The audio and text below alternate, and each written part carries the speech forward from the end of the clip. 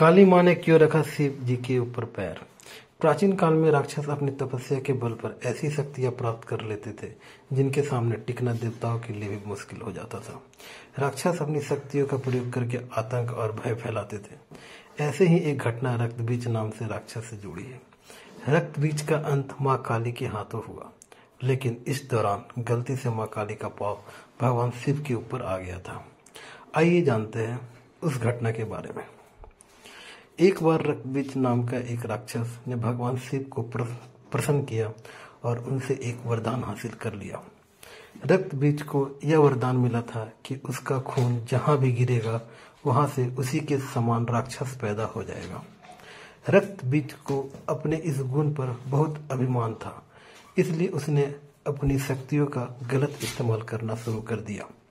घमंड में चूर रक्तबीज ने देवताओं को युद्ध के लिए ललकारा। देवता रक्तबीज से लड़ने के लिए आ गए, लेकिन जहां भी रक्तबीज का रक्त गिरता वहां से एक और रक्तबीज पैदा हो जाता। इसका परिणाम यह हुआ कि बहुत सारे रक्तबीज पैदा हो गए, जिन्हें हराने का कोई रास्ता देवताओं को दिखाई नहीं दे रहा था। घबराकर सभी देवता माँ दुर्गा के पास पहुंचे और अपने प्राणों की भीख मांगने लगे। माँ दुर्गा ने रक्तबीज के वध के लिए काली का रूप धारण कर लिया। रक्तबीज को देखकर माँ काली क्रोध से भर उठी और अपनी जीभ को इतना फैला लिया कि सारे रक्तबीज उसमें समा गए। अब जहां भी रक्तबीज का रक्त गिरता माँ काली उसी पी जाती। रक्तबीज को समाप्त करते हुए माँ इतनी क्रोधित हो गई कि उनका शांत करना मुश्किल हो गया।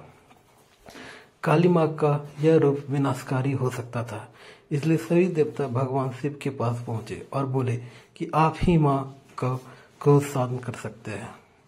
माँ काली के क्रोध को शांत करना भगवान शिव के लिए भी आसान नहीं था, इसलिए भगवान शिव काली माँ के मार्ग में लेट गए। क्रोधित माँ काली ने जैसे ही भगवान शिव के ऊपर पांव रखा, वो झिझक कर ठहर गई और उनका गुस्सा शांत हो गया। इस तरह भगवान शिव ने देवताओं की मदद की और माँ काली के गुस्से को शांत किया, जो सृष्टि के लिए भयानक हो सकता था। कहानी आपको अच्छी लगी तो लाइक करें, कमेंट करें, शेयर करें और सब्सक्राइब करें।